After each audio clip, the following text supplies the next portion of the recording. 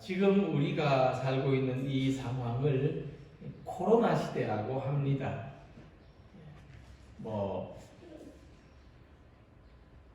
무슨 하이테크 시대, 뉴에이지 시대, 이런 것처럼 지금 이 시대에도 그런 별명이 붙었어요. 이 코로나19 바이러스가 전 세계적으로 감염된 이 전례 없는 특별한 시기를 코로나 시대라고 합니다. 지금 우리는 이 코로나 시대를 사는 동안 우리 주변에서 많은 변화를 경험하고 있습니다. 지금 우리 안에서만 보더라도 서로 일정한 거리를 두고 앉아서 마스크를 쓰고 예배를 드리는 모습. 이전에는 상상조차 할 수 없었던 그런 모습입니다. 이런 특별한 시기를 사는 동안에 항상 신앙적인 의문이 생깁니다. 이 시대에 대한 또 하나님에 대한 질문이고 또 하나님에 대한 답변을 원하는 것인데, 우리 신앙의 이런 시대를 사는 동안 풀기 어려운 한 가지의 문제, 질문이 있습니다. 최근에 경기도 지역에서 목회자들끼리 모여서 부흥회를 했는데, 그 중에 반 이상 30명 중에 18명이 감염된 일이 있습니다. 이들은 대한예수교 장로회 애녹회라고 합니다. 그다 이단은 아닌데 아마 그냥 아주 소규모 신학교에서 목사가 된 사람들끼리 모여서 하는 그런 단체 같습니다. 근데 목회자의 정년이 없대요. 죽을 때까지 목회를 할 수 있고, 또 말씀보다는 신유 사역에 더 중점을 두는, 약간 어떤 도심 속의 기도원 같다고 할까? 그런 사역을 하는 교단으로 알려져 있습니다. 근데 이런 것보다도 이 사건이 우리에게 주는 문제는, 어쨌든 그들도 우리하고 같은 하나님을 믿는데, 이 병고침의 은사를 구하는 부흥회에서 도리어 집단적으로 감염이 됐다. 이게 신앙적으로 과연 해석이 가능하냐. 그래서 예배를 드리는 동안에는 코로나 바이러스가 침투하지 않을 것인가? 예배 시간에는 거리두기를 안 하고 마스크를 안 써도 괜찮은가? 하나님이 지켜주신다는 강한 믿음을 가지고 살면 안전한가? 이런 신앙적인 질문을 하게 된다는 겁니다. 앞에서 말씀드린 사건에서 보는 것처럼 그렇고 말고 믿음이 있으면 코로나 걸리지 않는다. 기도하면 왔던 바이러스도 도망간다. 이렇게 말할 수 있는 사람은 아무도 없을 것입니다. 이것은 중세 흑사병이 창궐했을 때 사람들 사이에 어떤 믿음이 있었냐면, 교회 가면 안전하다, 교회 가면 살 수 있다, 이런 신앙이 있었던 것과는 정반대의 모습입니다. 아니, 전혀 다른 모습입니다. 그러니까 하나님을 믿으면 죽을 병에서 낫고 사고도 안 생기고 좋은 일만 일어날 것이다. 믿음을 가지고 살면 자연적인 모든 현상도 초월할 수 있고 모든 법칙도 넘어설 수 있다는 이 초자연주의적인 신앙. 그동안 교회 일부에서 아주 능력 있는 믿음이라고 강조했던 이 초자연주의적인 신앙이 한계를 맞이했다는 것입니다. 이런 식의 신앙으로는 현실의 문제를 믿음으로 극복해낼 수 없다는 겁니다. 사실 이런 믿음은 우리 기대에서 나오는 거죠. 우리의 기대, 우리의 생각입니다. 기도하고 복권을 사거나 기도하고 투자를 하면은 대박이 날 것이라는 어떤 요행을 바라는 것과 자, 그렇다면 또 한 가지 의문이 생기죠. 그럼 기도를 해도 걸리고 안 해도 걸린다면은 과연 여기 나와서 예배를 드리고 하나님을 믿는 것이 무슨 소용이 있겠느냐 하는 겁니다. 그래서 일부에서는 그거 봐라, 예수 믿어도 아무 소용 없지 않느냐, 그런 사람들이 있다는 것이죠. 그러나 말씀드린 것처럼 우리 신앙의 핵심이 문제입니다. 우리 신앙의 핵심은 초자연적인 능력을 가지는 것이 아니라는 거예요. 그런데 이전에는 그 초자연적인 능력을 가지는 것이 아주 대단한 믿음으로, 능력 있는 믿음으로 추구했기 때문에 지금은 다르게 질문해야 되고 다르게 답을 해야 된다는 것입니다. 우리는 신앙을 통해서 기적과 신비를 경험하고 거기에 꼭 거기에는 초자연적인 체험도 있지만은 그렇다고 해서 꼭 어떤 기적이나 신비가 초능력이나 초자연적인 것만은 아닙니다. 그렇게 생각할 필요는 없습니다. 물론 우리가 가진 상식이나 경험을 초월하는 놀라운 일이지만은 자연의 현상을 넘어서는 그런 것만은 아니라고 하는 것입니다. 오히려 우리가 이 기적과 신비를 초자연적인 것으로만 생각할 때 오히려 우리 일상 속에서 경험할 수 있는 기적과 신비를 간과할 수 있습니다. 그래서 진정한 신앙은 초자연적인 현상을 추구하는 것이 아닙니다. 자연현상 속에서 바이러스가 전파되고 질병을 앓고 사고를 당하고 예상치 못한 일을 겪는 속에서도 우리의 힘만으로 해결하거나 대처할 수 있는 한계를 넘어서는 그 능력을 힘입는 것이 믿음입니다. 믿음은 그 힘을 우리에게 공급해 주는 것입니다.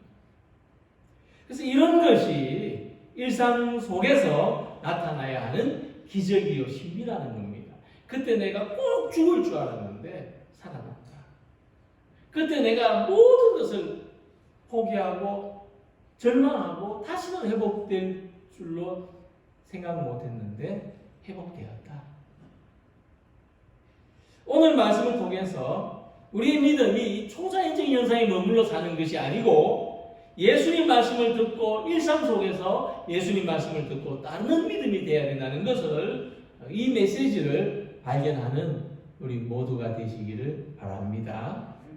자, 오늘 본문을 보면은 예수님께서 소수의 제자들을 데리고 산에 올라가셔서 영광스럽게 변화되는 모습을 보여주셨습니다.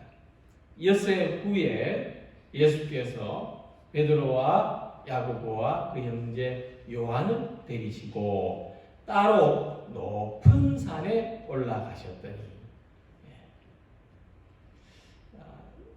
여기서 제자들은 놀라운 경험을 했습니다. 그들은 누구보다도 가까이에서 하나님의 영광을 경험했고 그곳에서 모세와 엘리야를 봤습니다. 그들은 이 높은 산에서 구름 속에서 들려오는 하나님의 음성을 들었습니다.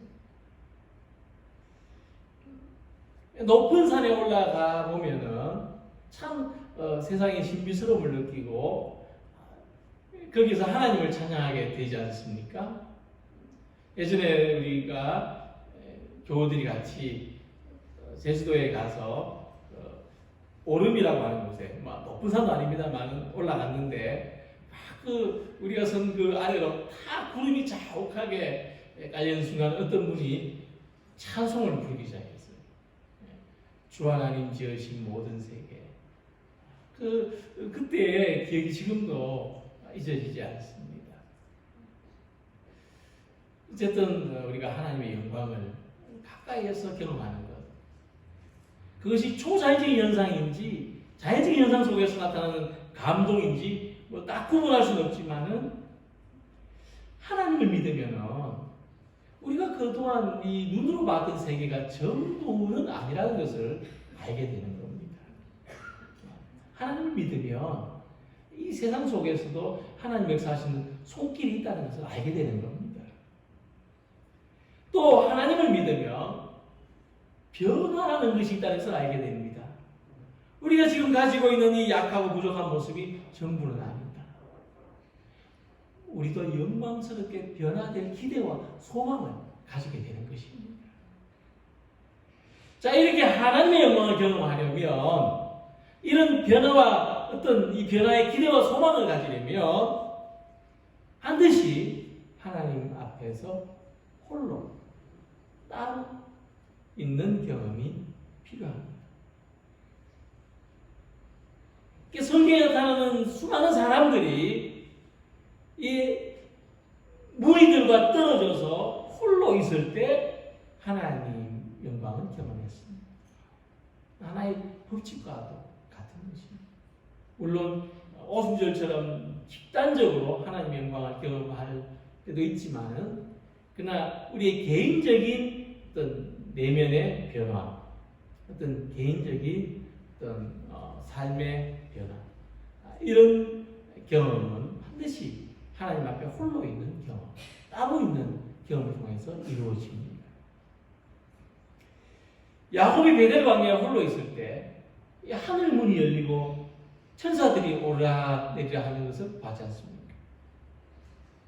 야곱이 올라온 야복강 나루터 남았을 때에 천사하고 씨름하는 경험을 통해서 이스라엘이라는 새로운 삶을 살게 되지 않았습니까? 모세도 호렙산에서 홀로 하나님을 만납니다. 엘리야도 로뎀나무 아래에서 홀로 하나님의 음성을 듣습니다. 이 사람이 홀로 있다는 것, 물론 스스로 원해서 홀로 남을 수도 있지만은 그러나 대부분 외롭고 적막하고 절박하고 지쳐있는 상황, 이런 상황에서 그들은 홀로 있는 것 같았지만 하나님의 영광과 만날 때 새롭게 변화되는 삶을 살아갈 수 있다고 하는 것입니다. 그래서 우리가 일상 속에서 홀로 있을 때 우려하고 두렵고 괴롭고 힘들 때 기도하고 찬송하고 묵상하면서 하나님과 만나고 하나님의 영광을 바라보는 믿음을 가지시기 바랍니다. 예수님께서도 이 제자들과 함께 계시다가 또 구름처럼 몰려드는 사람들 사이에 계시다가 일부러 그들을 떠나서 홀로 기도하는 시간을 가지셨어요.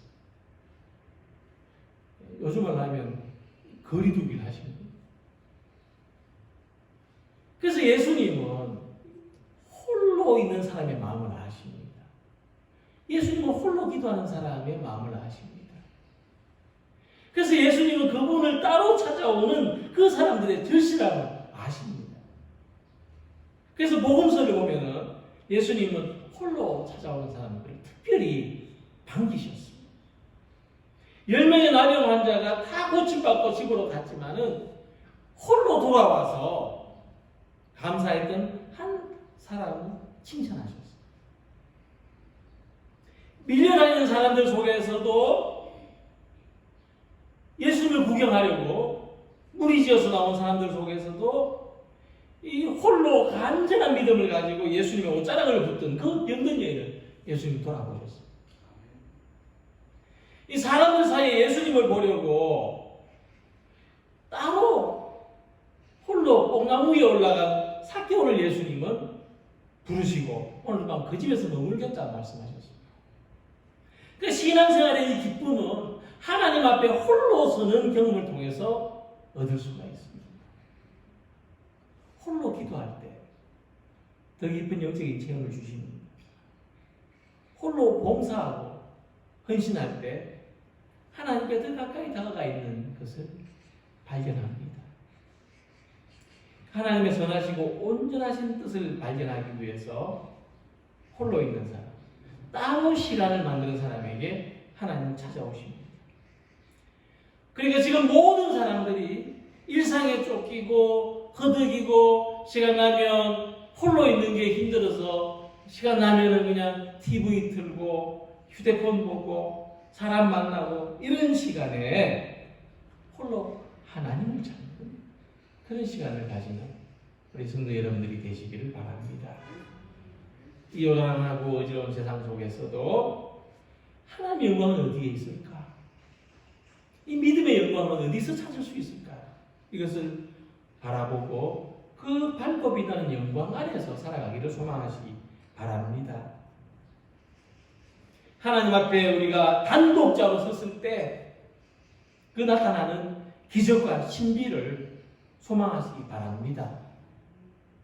우리 마음과 삶에 영광의 빛이 임하고 우리 안에 새롭게 변화됨이 있고 참 신비하고 놀라운 하나님의 위로와 평안을 누리는 성도들이 되시기를 바랍니다. 베드로는 예수님이 영광스럽게 변형되시고 모세와 엘리야와 예수님이 더불어 말하는 것을 보고 이렇게 말했습니다. 예수님, 우리가 여기 살면 어떻겠습니까? 그리고 만약 예수님이 허락해 주시면 지금 당장 초막셋을 짓겠습니다. 주여, 우리가 여기 있는 것이 좋사오니 만일 주께서 원하시면 내가 여기서 초막셋을 짓되 하나는 주님을 위하여, 하나는 모세를 위하여, 하나는 엘리야를 위하여 하리다. 이 말씀을 보면서 그럼 이 제자들의 집은 어디 있지? 초막셋을 지으면, 그죠? 사람 수대로 하려면 더 지어야 될 텐데 땅이 좁아서 그런가? 근데 이런 마음을 발견했어요. 왜? 시편에 있잖아요. 시편에 악인의 궁정에 사는 것보다 내 하나님 집에 문지기로 있는 것이 더 좋사오니. 그러니까 이곳에만 있을 수 있다면 나는 집이 없어도 괜찮아요. 나는 문지기가 되어도 괜찮아요. 나는 노숙해도 괜찮아요. 이런 마음이었겠구나. 이런 마음이었어요. 그 일상에 얽매이는 모든 것을 우리가 벗어버리고 염려와 걱정이 없고 고통과 슬픔이 없고 갈등과 긴장이 없는 세상이라면, 하나님의 영광이 충만한 세계라면 난 집이 없어도 괜찮아요. 나는 문지기라도 괜찮아요. 나는 노숙해도 괜찮아요. 우리 모두의 이런 바람을 대신해서 나타낸 겁니다. 하지만 예수님의 뜻은 달랐습니다. 예수님은 그 산 위에 초막셋을 짓고 살자고 하나님의 영광을 보여주신 것이 아니었습니다. 그래서 본문 1절 보면은 엿새 후에라는 말씀이 있는데 이 말씀을 주목해서 보려고 합니다. 바로 그 앞에 마태복음 16장 28절에 예수님이 이렇게 말씀하셨습니다. 진실로 너희에게 이르노니 여기 서 있는 사람 중에 죽기 전에 인자가 그 왕권을 가지고 오는 것을 볼 자들도 있느니라. 마가복음 9장 1절 보면은 이렇게 기록되었습니다. 여기 서는 사람 중에는 죽기 전에 하나님의 나라가 권능으로 임하는 것을 볼 자들도 있느니라. 그러니까 예수님께서는 이 하나님 나라가 얼마나 놀랍고 신비한지를 가르쳐 주시기 위해서 그 영광스러운 변화의 모습을 보여주셨다고 하는 것입니다. 하나님 나라가 이런 곳이다. 그곳에서는 슬픔도 없고 눈물도 없고, 그곳은 집이 없어도 괜찮아. 그곳에서는 그냥 노숙한다고 해도 괜찮아. 자, 비록 우리가 이 재난과 고통이 많은 세상 속에 살고 있지만 우리한테는 또 다른 세계에 대한 소망이 있다는 겁니다. 아픔과 슬픔이 없고 애통하는 것이나 괴로워하는 것이 없고 의와 기쁨과 평화가 넘치는 영광이 가득한 하나님 나라의 소망이 우리에게 있습니다. 예수님은 오늘처럼 불안하고 혼란한 세상 속에서도 하나님 나라에 대한 소망을 잃지 말라고 말씀하시는 것입니다. 그래서 우리가 신앙생활을 하는 동안에 만족한 순간이 있을 것이고 평안한 순간도 있을 것이고 은혜로운 순간도 있을 것이고 내가 이렇게 살아도 괜찮나 할 만큼 그런 복된 시간이 있을 것이지만은 거기에 안주하려고 할 것이 아니라는 겁니다. 여기가 좋사오니 봉사도 잃어버리고 섬김도 잃어버리고 헌신도 잃어버리고 기도하는 시간도 잃어버리고 그냥 푹 자니까 너무 좋아요. 여기가 좋사오니 그냥 아무것도 안 하니까 너무 좋아요. 여기가 좋사오니 일상에서 우리가 해야 될 역할과 사명을 도외시하고 기도만 하겠다, 예배만 드리겠다, 성경만 읽겠다는 것도 그런 생각도 하지 말라는 겁니다. 우리는 일상 속에서 다시 일상의 삶에서 믿음으로 싸워나가야, 세상 속에서 살아가야 우리가 그래도 해야 될 일이 있고, 그래도 우리는 봉사하고 섬기고 헌신하는 사람이 되고자 해야 된다고 하는 것입니다. 그러니까 하나님께서 우리에게 이 잠깐의 은혜와 평안을 허락하시는데 그 이유는 거기에 집을 짓고 살라는 것이 아닙니다. 이 세상에서 사명을 다하는 힘과 능력을 가지라는 것입니다. 우리에게 달려가야 될 길이 있는데 지금 여기에 머물러서 나 이제 더 안 가겠습니다가 아니고 만나와 메추라기로 주인 배를 채워가면서 하늘의 신령한 양식으로 우리의 영혼을 만족해 하면서 거기서 힘을 얻어서 또 마음을 가지고 또 용기를 가지고 또 믿음을 가지고 도전하고 또 한 걸음 또 한 걸음 살아가야 한다는 것입니다. 그래서 이 코로나 시대를 사는 우리들은 이 상황을 그동안 우리가 영광 속에서 안주하려고 했다, 그 믿음에 대한 도전으로 받아들여야 한다는 것입니다. 자연적인 현상 안에서 역사하시는 하나님 나라를, 하나님의 승리를 외면하고 초자연적인 현상만을 추구하려고 했던 공중에 붕 떠있는 믿음을 성찰해 보아야 한다는 것입니다. 우리 삶에 예고 없이 찾아오는 고난의 문제를 기도가 부족하고 믿음이 부족해서 생기는 문제가 아니라 믿음을 시험하는 하나님의 연단으로 받아들이고 고난받는 사람들을 이해하고 그들을 위해서 기도하고 그들을 보살피는 삶으로 대처해야 된다고 하는 것입니다.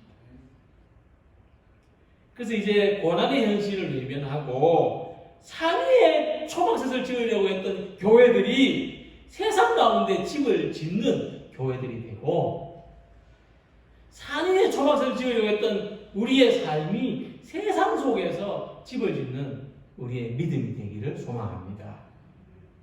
우리의 교회가 세상과 분리돼서 산 위에 지어지는 초막이 아니라 우리의 교회가 사람들 가운데 지어지는 하나님의 집이 되고 영광스러운 하나님의 장막이 고통과 슬픔 가운데 있는 사람들 속에 세워지는 교회가 되기를 소망합니다.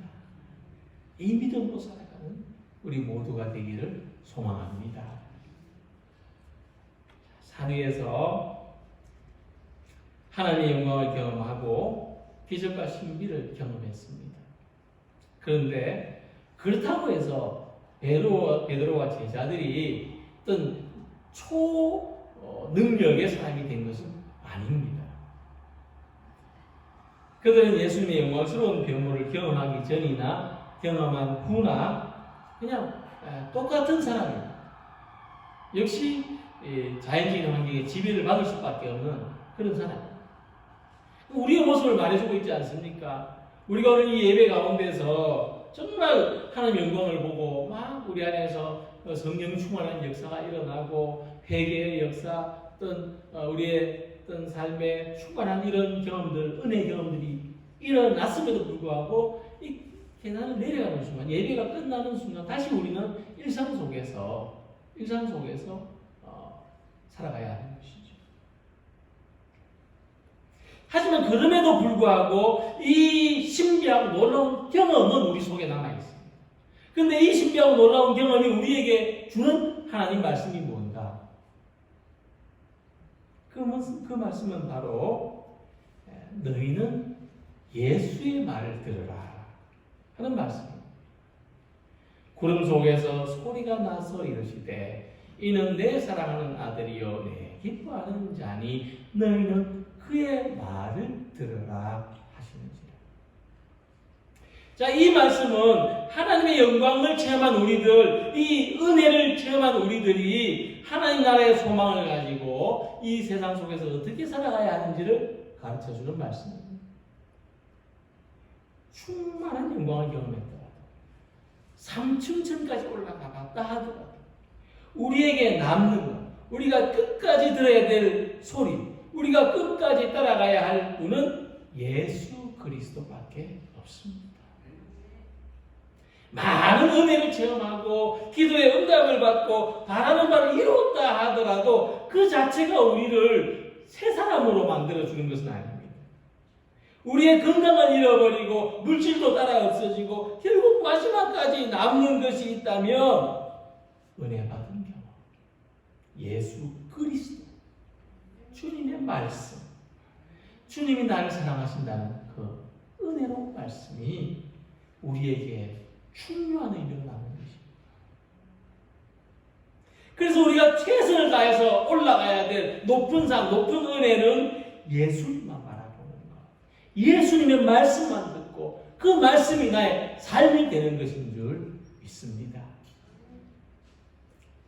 높은 곳에 올라갔을 때, 하나님의 영광을 경험했을 때, 모세와 엘리야를 보았을 때, 나는 사라지고 은혜의 충만함에 사로잡혔을 때 제자들은 오직 예수 외에는 아무것도 보이지 아니하는 경험을 했습니다. 어떤 시대를 살고 어떤 상황을 맞이하더라도 믿음의 중심은 예수님 말씀을 듣는 것입니다. 힘들고 어려운 일도 예수님 말씀을 듣고 이겨내야 합니다. 미운 사람, 이해할 수 없는 사람도 예수님 말씀으로 용서하고 받아들입니다. 모든 일 앞에서 내 지혜가 부족할 때 예수님의 지혜로 생각하고 내 마음이 따라가지 못할 때 예수님 마음으로 살아가고 내 삶이 부족할 때 예수님의 삶을 따라서 살아가야 합니다. 그렇다면 오늘 이 시대에 예수님은 무엇을 말씀하시는가? 그럼 오늘 나에게 예수님은 무엇을 말씀하시는가? 예수님은 9절에서 이런 말씀을 하셨습니다. 저희가 산에서 내려올 때 예수께서 명하여 이르시되 인자가 죽은 자 가운데서 살아나기 전에는 본 것을 아무에게도 이르지 말라 하십니다. 그러니까 하나님은 너희는 그 예수의 말을 들어 이렇게 말씀하셨는데 예수님 내려오시면서 무슨 뭐 천국에 어떤 그런 신비한 비밀을 이야기하시는 것이 아니고 아무것도 말하지 마라. 내가 죽었다가 살아나기 전까지는 지금 본 것을 아무것도 말하지 마라. 무슨 말씀이냐면은 산에서 내려오실 때 예수님은 제자들한테 십자가를 말씀하셨어요. 내가 십자가 달려 죽을 거다. 근데 그 다음에 하지만 내가 죽는 것이 끝이 아니고 부활할 거다. 부활을 말씀하셨어요. 그리고 예수님은 너희가 지금 믿기 어렵겠지만은 내가 십자가에서 죽고 부활하기 전까지는 지금 이 이야기를, 이 경험을 아무에게도 말하지 마라.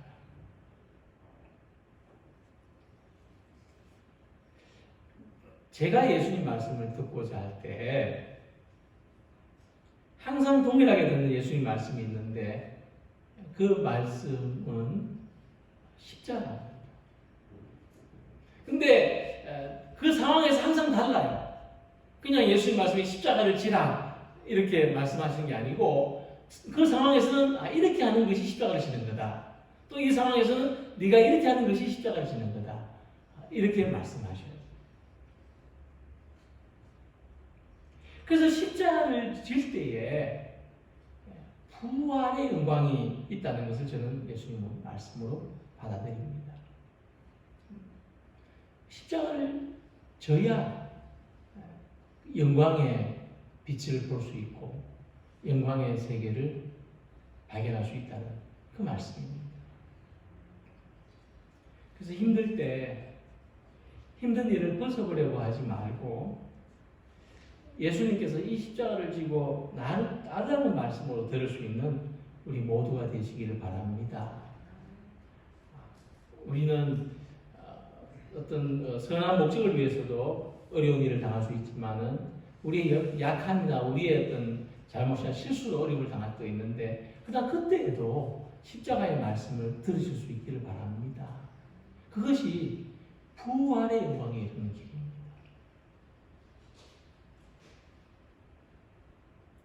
주님이 제자들과 함께 높은 산에 올라가신 것은 그들에게 하나님의 영광을 보여주시기 위해서였고 우리에게도 충만한 은혜를 향해서 홀로 하나님 앞에 있으라고 한 것입니다. 베드로는 여기서 모세를 보았고 엘리야를 보았고 하나님의 음성을 들었지만 눈을 떠서 보니 눈에 보이는 것은 실체는 예수님밖에 없었습니다. 우리가 끝까지 들어야 할 음성, 우리가 끝까지 따라가야 할 꾼, 우리가 끝까지 붙잡아야 될 표대는 예수님밖에 없습니다. 우리는 그 말씀을 드려야 됩니다. 예수님의 말씀. 십자가를 지라. 그러면 부활의 영광이 있을 것이다. 오늘 우리의 삶 속에서 십자가를 지면 부활의 영광이 있을 거라는 주의 음성이 들려오기를 바랍니다. 십자가를 질 수 있을 때까지는 하나님의 영광을 함부로 말하지 말라. 오늘의 삶이 십자가를 지는 고통일지라도 눈만 뜨면 내가 져야 될 십자가가 떡하니 기다리고 있을지라도 그러나 이 십자가를 잘 지고 부활의 영광을 향해서 나아가는 우리 모두가 되시기를 소망합니다. 세상 가운데서 십자가를 지는 교회, 십자가를 통해 부활의 영광 가운데 살아가는 성도, 그런 우리 교회와 성도들이 되시기를 주님 이름으로 기원합니다. 기도드리겠습니다.